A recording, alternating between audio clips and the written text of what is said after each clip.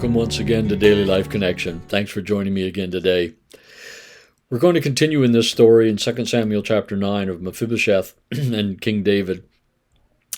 And we're just taking our time to walk through this because there are so many great revelations of who God is and what his heart is like as we walk through this. What I want to just talk to us today about is this, and it's a really simple thing. For every lodebar, there is a David. For every lodebar, there is a David.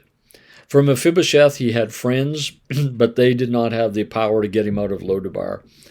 You know, he even had royal blood. He was a prince, but his title wasn't enough to get him out of Lodebar. There was nothing in himself that would enable him to overcome and to get out of this discouraging, dark, depressing place and live life to the full.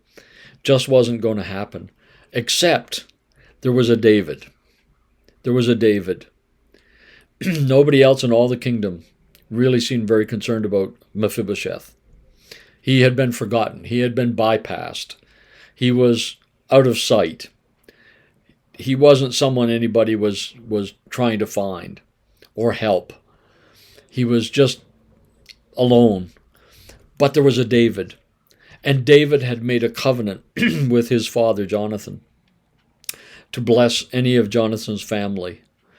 And because of that, David sends to Lodebar to get Mephibosheth out of there and to bring him into the palace, to bring him into a life to the full. Simple little truth today, but it's simply this. For every Lodebar, there is a Jesus. For every area of your life and mine where there seems to be darkness or discouragement or depression or anxiety or fear or just low self-esteem. Those are all Lodebar places, aren't they? And it is Jesus' passion to get us out of there because those things keep us from enjoying life to the full. And Jesus said, I've come that they might have life and have it abundantly. Life to the full, life rich and satisfying, one translation says. Rich and satisfying life. And in spite of, I love this story because David didn't heal Mephibosheth's feet and then say, okay, now you work really hard to get yourself out of here. David said, I'm just going to come and get you as you is. I'm coming for you as you are. You know, I think one of the great truths that we need to focus on so often is God loves us as is, where is. He loves us as is, where is. He loved Mephibosheth as he was, with crippled, broken feet, as is, where is, in Lodebar, in a difficult place, in an unproductive place, in a place there's no value to living in Lodebar. But for every Lodebar, there is a David. For every Lodebar in your life and mine, there is a Jesus. And he has already come and found us. He has already come and found us. He is already drawing us to himself. Like the father in the prodigal son story, he's drawing us to himself, holding us close, blessing us. And as is, where we are in life. So wherever you are today, wherever I am today, emotionally, physically, spiritually, socially, whatever it may be, those areas of our life that are dark and difficult and discouraging or depressing, those areas where we struggle, those areas where we've tried and tried again and tried again.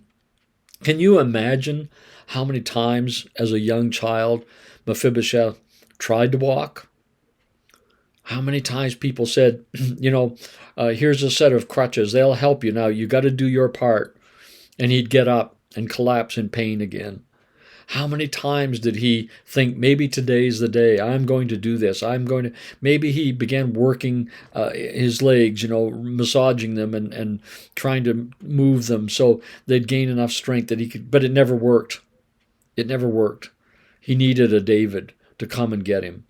And that's the way it is with you and I. Let's stop trying so hard and just simply welcome the presence of Jesus in our lives to draw us out of our Lodebars and to understand His intention is for us to live life to the full. So for every lodebar, there was a David. For every lodebar in your life and mine, there is Jesus. That's good news. Let's think about it today. We'll talk again tomorrow.